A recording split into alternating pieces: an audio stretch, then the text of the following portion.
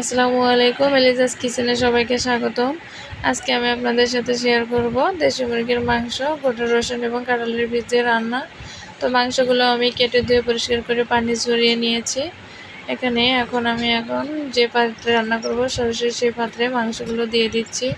আজকে আমি মাংসটা না কষিয়ে মেখে ঝেঁকে রান্না করব। তো সেজন্য যে পাত্রে রান্না করব সেখানে মাংসগুলো দিয়ে দিলাম একটা তেজপাতা, 4টা ফালটা করে দিয়েছি এবং কিছু দারচিনি, এলাচ, লং দিয়ে দিলাম কিছু পেঁয়াজ কুচিটা আমি হাত দিয়ে একটু ভেঙে দিয়েছি। দিয়ে দিলাম আদা রসুন বাটা। এখন দিয়ে দিলাম জিরা বাটা। এখন আমি এখানে গুঁড়া মশলাগুলো অ্যাড করে দিয়ে দিচ্ছি ধনিয়া গুঁড়া 1/2 চামচ, লবণ পরিমাণ মতো, হলুদ গুঁড়া 1 চামচ এবং মরিচের গুঁড়া 2 চামচ। আমি মরিচটা বেশি খেতে পছন্দ করি, সেজন্য 2 চামচ দিয়েছি। আপনারা আপনাদের স্বাদ অনুযায়ী কমিয়ে বাড়িয়ে দিতে পারবেন। তো এখন দিয়ে দিচ্ছি এখানে পরিমাণ মতো তেলটা দিয়ে আমি মশলাটা হাত দিয়ে সুন্দর করে মাংসের সাথে মেখে নেব, যেন আমার সবগুলো মাংসের সাথে সুন্দরভাবে মিশে যায়। তো সুন্দরভাবে সবগুলো মশলা হাত দিয়ে মেখে নিচ্ছি আমি মাংসের সাথে।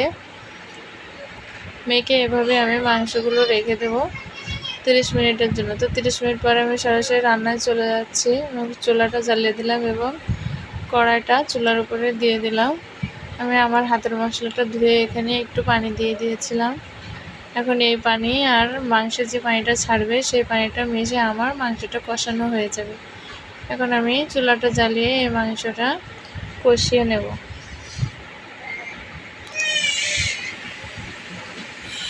তো দেখেন আমার মাংসটা প্রায় কষানো শেষ, অল্প একটু হালকা হালকা পানি আছে। এই পর্যায়ে আমি এখানে কাঁঠালের বীজ এবং রসুনগুলো অ্যাড করে দিব। আমি কাঁঠালের বীজ আর রসুনগুলো হালকা একটু হলুদ লবণ দিয়ে ভিজে রেখেছিলাম, সেটা আমি এখানে এখন অ্যাড করে দিচ্ছি। তো কাঁঠালের বীজ এবং গোটা রসুনগুলো অ্যাড করে দিলাম এবং সব কিছু সুন্দর করে নেড়ে মিশিয়ে নিচ্ছি এবং এভাবে আমি কষিয়ে নিচ্ছি আরও 2 থেকে 3 মিনিট। কাঁঠালের বীজ, রসুন এবং মাংসটা আমি 2-3 মিনিটের মতো আরও কষিয়ে নিচ্ছি। তো 2-3 মিনিট কষানো শেষ। এখন এখানে আমি অ্যাড করে দিব পরিমাণ মতো পানিটা আমি এখানে অ্যাড করে দিলাম এবং সব কিছু আবারও নেড়ে চেড়ে সুন্দর করে মেখে দিচ্ছি।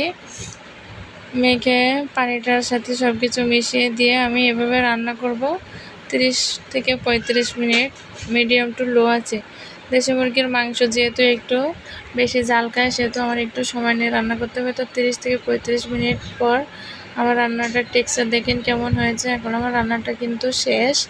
তো আপনাদের আমি পরিবেশন করে দেখিয়ে দিচ্ছি। আমার রান্নাটা দেখেন, দেখতে কত সুন্দর হয়েছে। দেখতে যত সুন্দর হয়েছে, খেতেও কিন্তু খুবই মজা হয়। দেশি মুরগির মাংস কাঁঠালের বীজ দিয়ে সবাই খেতে পছন্দ করে কম বেশি। আমি তো পছন্দ করি। আপনারা কে কে দেশি মুরগির মাংস কাঁঠালের বীজ গোটা রসুন দিয়ে এভাবে খেতে পছন্দ করেন অবশ্যই কমেন্টে জানিয়ে দিবেন। আজকের মতো এখানে শেষ করছি। আল্লাহ হাফেজ।